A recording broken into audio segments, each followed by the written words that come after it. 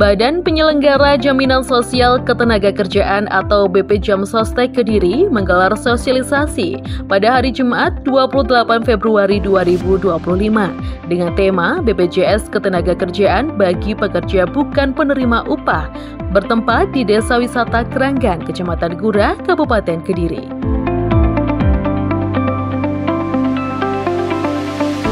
Bersama anggota Komisi 9 DPR RI Nur Hadi SPD MH, BPJS Ketenagakerjaan membahas terkait jaminan kesehatan bagi pekerja bukan penerima upah seperti petani, nelayan, peternak, dan lain sebagainya yang tentunya setiap profesi memiliki resiko kerja masing-masing.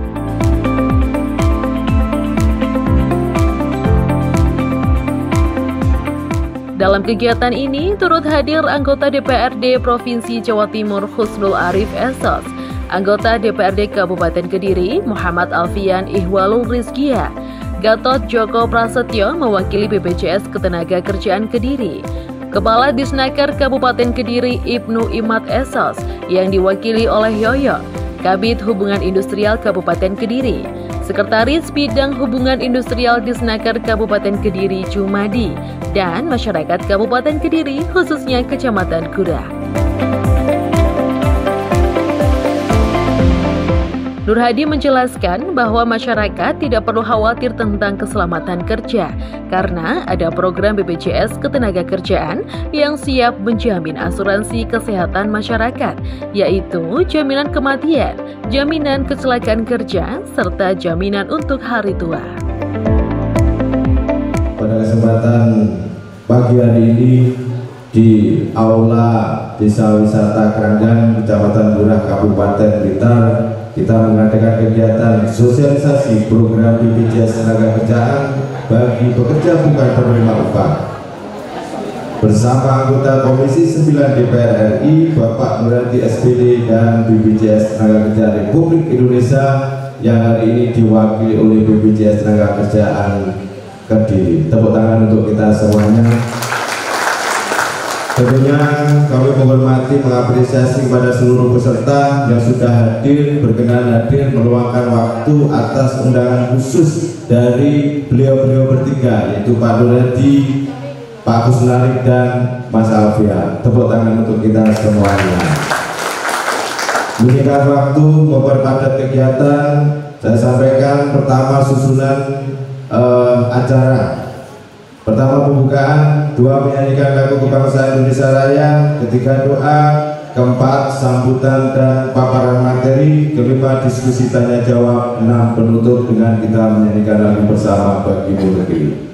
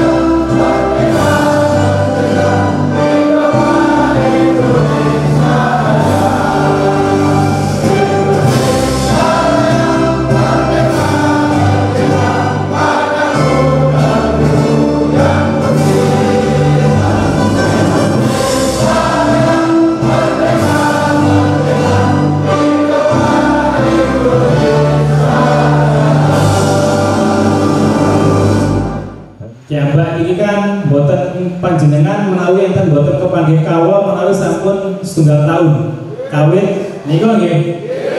Nah, Alhamdulillah dinten niki kiambak saged kepanggihan. Nah, kepanggihane kiambak insyaallah pikantuk berkah. Ngoten nggih. Pikantuk berkah, pikantuk barokah, kalih pikantuk manfaat. Nah, iki wau panjenengan diundang nggih insyaallah pikantuk ilmune mangke saking sosialisasi program BPJS Ketenagakerjaan bagi pekerja bukan penerima buruh upah. Niku ngoten. Insyaallah samangke monggo dadosé mumpung panjenengan kepanggih kalih tiang-tiang ingkang biasane apa niku namine panjenengan rasa panjenengan kirang paham terkait ketenagakerjaan. Samangke BPJS Ketenagakerjaan itu mungkin nopo mawon ingkang saged di-cover. Lah, lek ingkang BPJS Kesehatan niku cover nopo mawon. Nah, niku mungkin panjenengan insyaallah dijelasaken perbedaane antara BPJS Ketenagakerjaan kalih BPJS Kesehatan. Piantone niku ngapunten tiange tadi kirang mampu, tapi piantone mucal dateng dunia. Nah, kebetulan saat menikah kabupaten maupun provinsi nggadahi namine program kagem ingkang mucal. Nah, kebetulan piantun niku kan nggih pikantuk didaftarkan datang BPJS Ketenagakerjaan. Tapi problemnya piantune niku justru dicoret dari bantuan. Nah, monggo bila wonten kasus seperti itu samangke saged panjenengan utarakan jenengan aturaken dateng mriki mumpung kepanggih kalian bapak-bapak saking Dinas Ketenagakerjaan.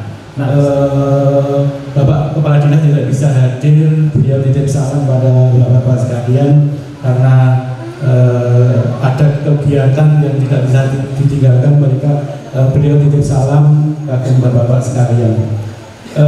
Saya mewakili beliau untuk memberikan sedikit gambaran peran serta Dinas Tenaga Kerja dalam kaitannya dengan BPJS Ketenagakerjaan. Terus terang banyak manfaat yang didapat dengan keikutsertaan bapak-bapak sekalian di BPJS Ketenagakerjaan, khususnya maupun BPJS Kesehatan. Nanti secara teknis akan secara rinci akan dijelaskan oleh Bapak Joko dari BPJS Ketenagakerjaan. Iurannya sedikit tapi manfaatnya luar biasa sekali. Nanti panjang lebar akan dijelaskan dari Pak Joko. Kami di Dinas Tenaga Kerja kebetulan dengan dana yang ada kami sudah di tahun 2024 sasaran kami adalah untuk pekerja rentan. Jadi terutama untuk petani dan buruh tembakau, karena anggaran yang ada di kami adalah anggaran yang bersumber dari dana cukai. Yang kedua adalah pekerja rentan, yaitu pekerja informal dengan kondisi kerja yang jauh dari standar dan memiliki risiko yang sangat tinggi. Antara lain yaitu untuk kaum disabilitas, kita berikan kepada kaum disabilitas. Yang kedua adalah pemilah sampah. Yang berikutnya adalah petani tembakau. Yang berikutnya adalah buruh masak gula merah, tukang batu, dan buruh serta petani tembakau. Sedangkan program kami di 2025 tahun ini adalah hampir sama ditambah dengan buruh produksi kerupuk. Jadi di tahun 2025 ini kami akan menyasar kurang lebih 6.575 penerima manfaat. Dari disabilitas sebanyak 83 tenaga kerja, dari pemilah sampah ada 38 tenaga kerja, dari petani tembakau ada 510 tenaga kerja, buruh masak gula merah ada 200 tenaga kerja, tukang batu 391, buruh dan petani tembakau ini yang paling banyak adalah 5.342 tenaga kerja, serta buruh kerupuk ada 11 tenaga kerja. Jadi kami memandang pertemuan hari ini adalah pertemuan yang luar biasa sekali, sehingga dengan adanya pertemuan ini diharapkan dapat memberikan manfaat khususnya bagi masyarakat di Kecamatan Ngurah.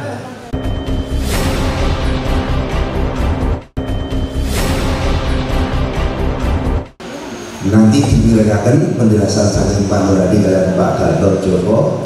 Harapannya sepulang dari sini panjenengan nanti benar-benar bisa mendapatkan wawasan yang bagus, wawasan yang utuh terkait dengan BPJS Ketenagakerjaan. Banyak nanti yang akan disampaikan, rasanya kurang elok nanti kalau saya menjelaskan waktu. Karena setiap pekerjaan notabene-nya ada resiko, terutama pekerjaan yang perjalanan, ya, ada perjalanan kirim barang dan lain sebagainya. Ada juga pekerjaan yang contoh yang mengandung risiko itu, kalau saya kemarin di mana ya, di Sleman itu banyak pekerja beres banyak kelompok. Nah, ini juga mengandung risiko. Dari berbagai macam risiko ini negara sudah hadir sekarang Bapak Ibu dengan melindungi, ya, memberikan jaminan sosial kepada kita semua, melindungi secara menyeluruh kepada kita semua, mulai risiko kecelakaan kerja sampai risiko kematian. Itu negara melindungi dengan memberikan jaminan sosial. Bapak Ibu, derek BPJS Ketenagakerjaan ini kita membuktikan bahwa kita menjadi warga negara yang baik, sekaligus juga niat baik kita, niat mulia kita, yaitu melindungi diri kita sekaligus melindungi keluarga kita. Carane pripun Pak Nur? Carane sing kakung yang laki-laki setiap bulan cukup nyisene rokok sapak sak wulan pisan 16.800 ini jenengan akan dilindungi oleh negara dan juga keluarga jenengan ketika jenengan bekerja dan yang ada konsekuensi risikonya. Kalau 16.800 ini dapatnya dari negara perlindungan berupa jaminan kematian. Kalau 36.800 itu dapat perlindungan jaminan kematian dan tabungan hari tua. Dilalah derek BPJS Ketenagakerjaan diparingi panjang umur, sehat, umur 70 wis ra kuat macul, umur 80 ra kuat macul. Nah niku tabungane saged dibetok. Wis lek ngarani wong awake dhewe untuk pensiun lah. Niku lek tiap bulan urun nabung, urun bayar iuran sekitar 36.800.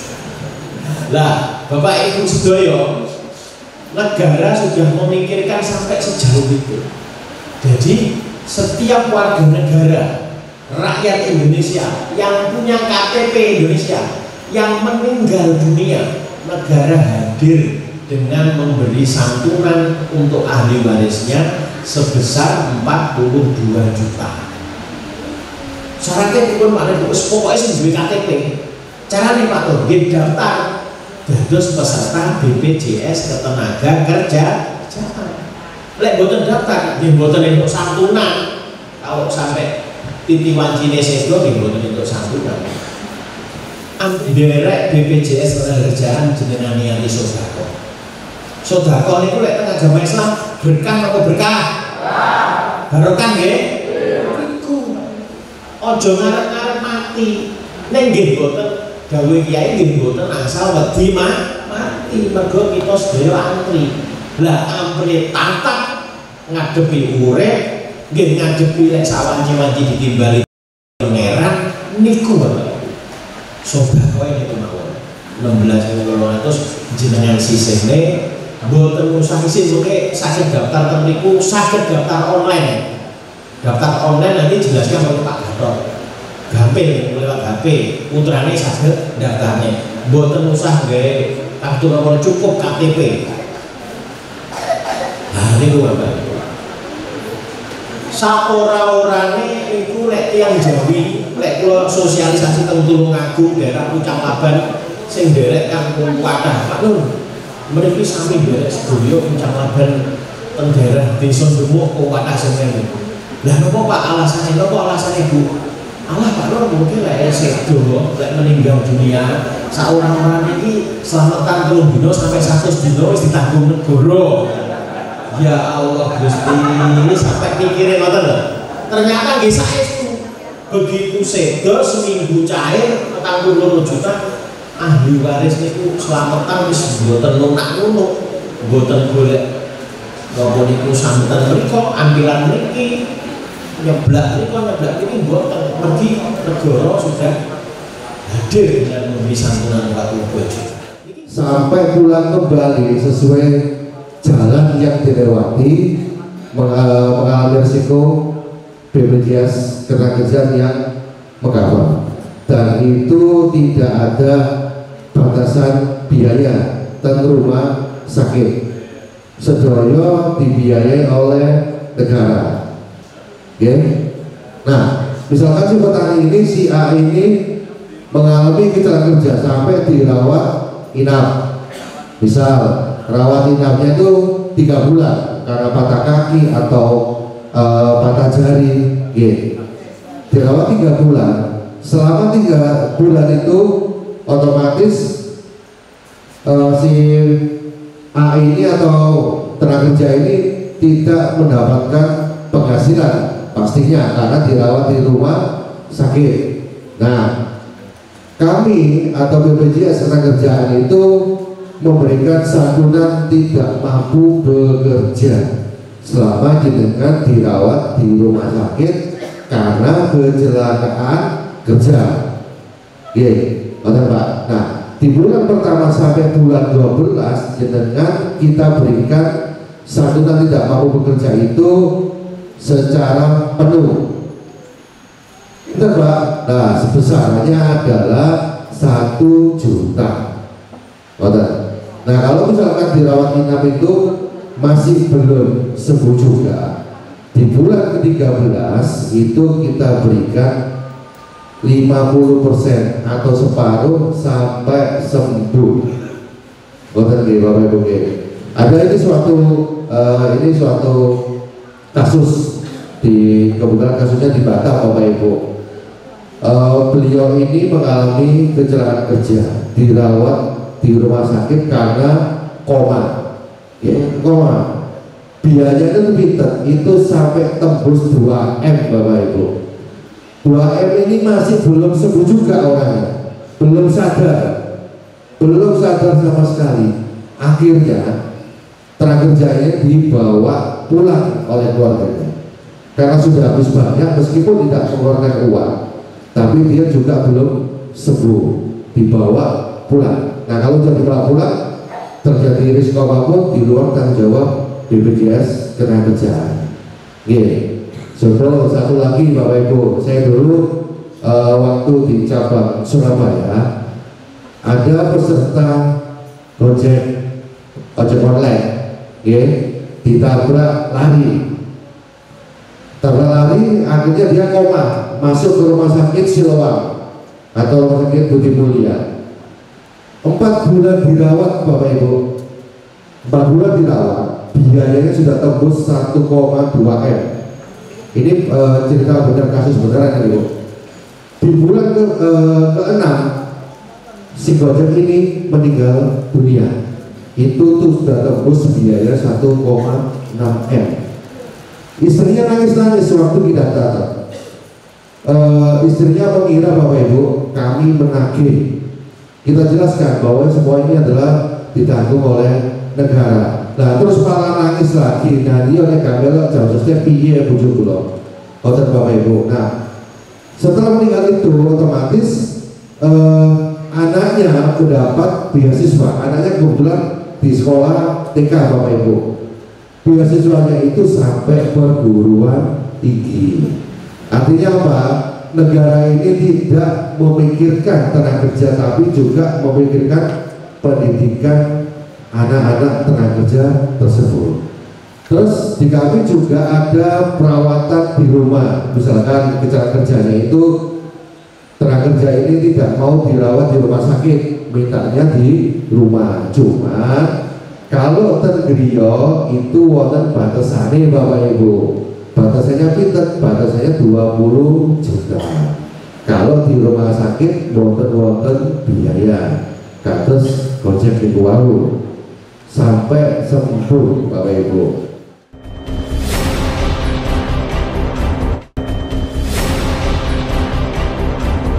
Polri pernah bekerja di salah satu bank swasta. Waktu itu desain 2017 dan kami sudah mendapatkan JHT. Nah waktu itu JHT belum bisa kami cairkan Pak, dikarenakan katanya waktunya nanti bisa diambil umur 58 tahun. Terus kebetulan kartu saya itu hilang. Bagaimana solusinya Pak? Terima kasih. Yang belum bisa diambil itu bukan JHT Pak, tapi adalah jaminan pensiun. Jadi kan diikutkan oleh perusahaan 4 program: kecelakaan kerja, kematian, hari tua, dan pensiun. Kalau pensiun di tahun ini itu bisa diambil kalau jenengan berumur 59. Tahun ini sudah naik Pak. Kenapa? Jaminan pensiun di kami itu per 3 tahun naik 1 tahun. Ngoten Pak. Per 3 tahun naik 1 tahun. Nah kalau sekarang jenengan sudah usia 59, yang program JP bisa diambil. Saya ikut BPJS Ketenagakerjaan itu saya tidak mencantumkan ahli waris saya. Misalnya kan harus pakai spesifik siapa nama anak saya yang saya jadikan ahli waris begitu. Etika. Dari etika itu sudah pasti akan muncul susunan anggota keluarga, suami, istri, dan anak. Semisal anggota jangan dengan si A ini meninggal dunia, otomatis kan ahli waris. Nah misalkan suaminya juga sudah meninggal, kalau sudah meninggal otomatis kalau secara kalau secara aturan pengadilan agama itu runtutannya yang menerima ahli waris suami atau istri atau anak. Pak kalau nggak punya anak, orang tua. Pak kalau orang tua itu ada saudara kandung. Ini urutannya ada semua. Nah kalau peserta di kami mendaftarnya tidak perlu menyebutkan Pak ini ahli waris saya, nggak perlu. Kalau itu asuransi Bu, kami voter, kami jaminan sosial. Terus kami juga tidak melihat anti selektif. Kalau Bapak Ibu mau mendaftar, jenengan rokokan berapa pak sehari, punya sakit apa? Tidak. Yang penting jenengan semua bekerja, posisi aktif bekerja, informal bisa mendaftar. Betul. Jadi di kami itu pasti nanti Bu, itu nanti keterangan ahli waris ada di kelurahan atau kecamatan. Betul. Kalau Nabi ada kejadian dimintai tolong sama orang, padahal karyawan tersebut alhamdulillah bukan karyawan, jadi pekerja di sebuah angkringan. Padahal kebetulan pekerja itu sudah terdaftar BPJS Ketenagakerjaan. Kemudian pada suatu malam setelah mereka itu kerja, pulang ke rumah, di jalan belum sampai rumah kecelakaan. Tapi nyatanya BPJS Ketenagakerjaan tidak bisa mengcover karena kecelakaannya di luar lokasi tempat kerja. Menika, pramila saking menika, monggo pertanyaan kula yang terakhir, apakah BPJS Ketenagakerjaan itu bisa cair di saat kecelakaan pada lokasi kerja ataupun berlaku untuk seterusnya di mana-mana. Berkata Pak Sosial jawab. Jadi gini Pak, ruang lingkup kecelakaan kerja itu berangkat dari rumah menuju tempat kerja sampai pulang kembali ke rumah sesuai jalur yang dilalui Pak, sesuai jalur yang dilalui. Nah, kenapa itu tenaga kerja tersebut tidak di-cover? Kan di situ disebutkan mungkin karena ngabutan, dia pulangnya itu arah kemana? Seharusnya dia belok ke kanan tapi ke kiri. Ke kiri tujuannya apa? Nah, kalau tujuannya nyangkruk ngopi terus langsung dibawa sakit, kecuali jalurnya sesuai yang dilalui. Boten Pak, jalurnya kemana dulu? Kecuali kalau jalurnya ini dia beli atau menghadiri suatu rapat, itu boleh. Tapi kalau dia jemput anak dulu mau ke pasar, ke mall, terjadi kecelakaan, ya otomatis nggak ditabrak Pak. Betul.